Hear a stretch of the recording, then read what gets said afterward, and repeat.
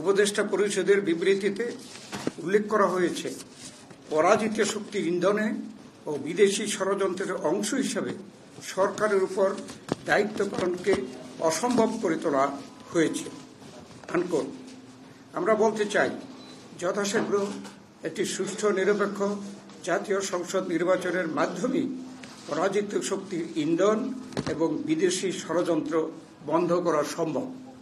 সেই লক্ষ্যে অর্জনের জন্য অবিলম্বে জাতীয় সংসদ নির্বাচন অনুষ্ঠান জন্য একটি সুনির্দিষ্ট রোডম্যাপ প্রদান করা জরুরি, এর কোনো বিকল্প নাই।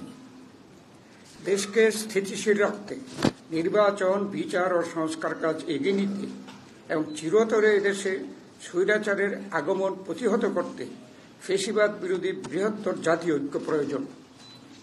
জুলাই ছাত্র ও গণঅভ্যুত্থানের আকাঙ্ক্ষা জনপ্রত্যাশাকে ধারণ করে অতি শীঘ্র রাষ্ট্রের গণতান্ত্রিক রূপান্তরের প্রক্রিয়াকে ত্বরান্বিত করা অত্যন্ত জরুরি।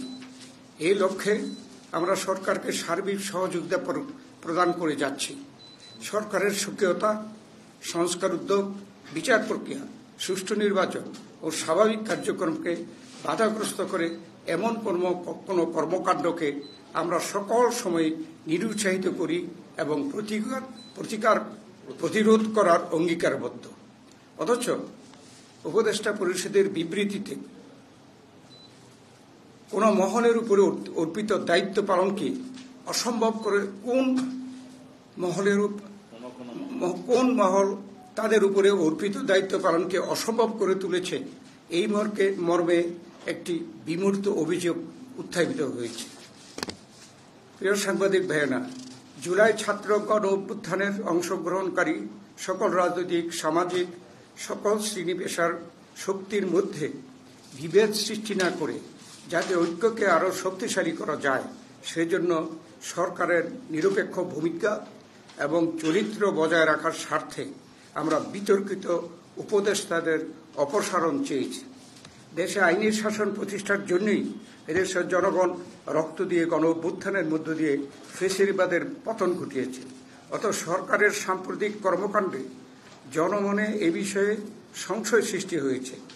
ঢাকা দক্ষিণ সিটি কর্পোরেশনের মেয়র পদে জনাব ইশাক হোসেনের পক্ষে আদালতের রায় অনুযায়ী গেজেট নোটিফিকেশন হয়েছে, অথচ সরকার আজ পর্যন্ত তার শপথ গ্রহণের কোনো ব্যবস্থা গ্রহণ করেনি। আমরা আশা করি কাল বিলম্ব না করে সরকার তার শপথ গ্রহণের ব্যবস্থা নেবে। জুলাই ছাত্র গণ অভ্যুত্থানের আকাঙ্ক্ষাকে ধারণ করে মানুষের হারানো গণতান্ত্রিক অধিকার, সাংবিধানিক অধিকার, মানবাধিকার সহ ভোটাধিকার নিশ্চিত করার লক্ষ্যে যথাশীঘ্র জনপ্রত্যাশা অনুযায়ী একটি নির্বাচিত রাজনৈতিক সরকার প্রতিষ্ঠায় এখন সর্বোচ্চ অগ্রাধিকার। তাই আমরা একটি সুষ্ঠু, অবাধ, নিরপেক্ষ নির্বাচনের মাধ্যমে ডিসেম্বর 2025-এর মধ্যে একটি জাতীয় সংসদ গঠনের জন্য অবিলম্বে সুনির্দিষ্ট রোডম্যাপ ঘোষণার দাবি জানাচ্ছি।